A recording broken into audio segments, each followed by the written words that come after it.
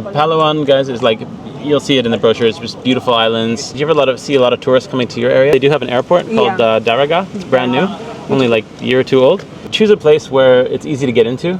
I'd never heard of that place before. But what about the different places to go? Like, but you left your country. She come with you because for the visa. You're proud to be like a Filipina?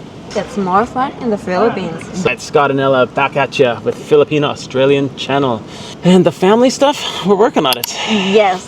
Read into that what you will. By the way, guys, I am already like shaking. It's really cold. Yeah, I don't know. Everyone thinks Australia is like burning hot. It is during the daytime, but they've got these storms that blow through. But anyway, we're always coming through here. We're still cooling down from this super workout we just had. Yes. And this is going to be a little bit of that shotgun style pop-up question to Ella. And I'm going to call a whole bunch of series related to this called Ask Ella, straight up. Ask Ella. So we're going to ask Ella. Are you ready? Sure. So Ella, pretend you are the ambassador for the Philippines and people have never been to the Philippines and you would like them to get a first impression of your country. What would you tell them? You are allowed to come and visit the Philippines in this amount of date for 30 days only. Wow, okay. So you've already got like a kind of a managed mindset. So you don't want people coming into your country for a long time and doing that. So what do you think overall? Is it like, do you encourage people to come and see your country, explore? Yeah, why not? All right. There's a lot of beautiful place, beautiful island, and beautiful Philippines in the Philippines. So there's tourism. And are you proud of your country? I am proud. Are you proud to be like a Filipina? Yes, 100%. Be the confident, beautiful, with a heart. Okay, but you left your country. Well, I left my country just to be with you. All right. Well, so this is maybe a starting point for people. A lot of people would know this already. They watch many vlogs about Philippines. I know what's gonna people say like, oh, because she come with you because for the visa. The point, you do have a lot of love for your country. Yeah, I love and my country. I feel like you're here, yes, like you said, because of me, and you're just taking it all on board as like a learning. But yeah, if we go back to the Philippines, then we're gonna have a lot to explore, right? What about the different places to go? Like if people are gonna go first time to the Philippines, where would you tell them to go? You shouldn't go to like busy places because you're not gonna like it. Let's just say like Manila or like something like Cebu. You should go like some like island, province. That's okay, interesting. So let's cover the places you have been. You've been to Manila because you lived there before, right? Short time. But mostly your life has been in Legazpi City? Yes, Bicol. Okay. In Bicol region. I'd never heard of that place before, but look it up, guys. It's a place where you can find the perfect cone. Mayon, volcano. How I met my wife was the first question was like, oh, so tell me about that volcano near you. And then from there it really erupted. Char jokes, lame. Other than that, so you've been to Cebu? Yes. You've been to Bohol. Cagayan de Oro. CDO. Makati. Where? Makati. Oh, Makati, part of With Manila. you. Yeah, part of Manila. Okay. And Cebu, yes, done. we took some boats around. We didn't go down to the south. We have not been to Davao. Palawan. Yeah, we've been to the Coron. We haven't been to El Nido. So, and all of that was done together, guys. So she had not seen any of that before, and I think that was a bonus, right? We could go together and explore. Yeah, even like I haven't done the travel before, but still I have the best, perfect Mount Mayon.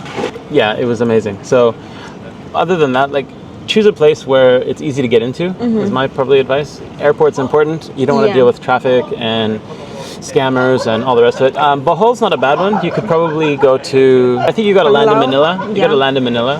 But Bohol is your resort lifestyle, guys. So it's similar to like Boracay. Yeah, there's two ways to go to Bohol: by boat, big boat, or airplane.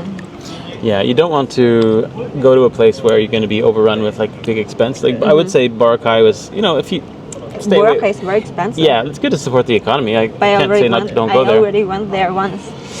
Ooh la la. Ooh la la. Family connections, huh? Or ex-boyfriend. When I was like a kid. Oh, sana all. Nice life. When I was like 6 years old. Nice life. So, yeah, I mean, basically, Clark is good because you can fly in from Singapore or other places, and Manila will get you there, but quickly get onto another destination, I think. If you can find a place where you can live pretty cheaply, like a nice hotel, and walk around, that'll give you a good point. Walk around, meet the people, I would say. Yeah. So, anyway, that's Ella's travel tips, I think.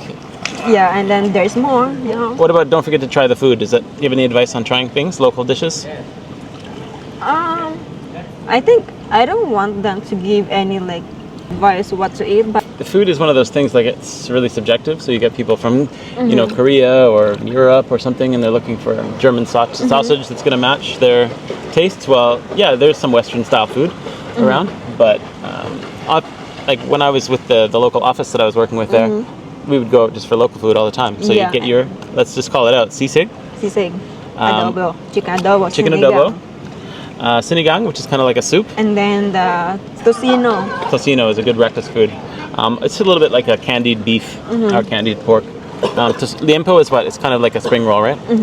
So lots of those kind of little things. But basically, guys, just it's a friendly country. It's easy to drop into.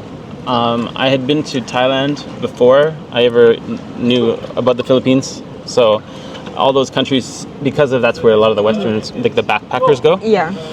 So those ones seem a little bit more obvious, but yeah. Anyway. All I can say for those people who want to travel, just search a lot.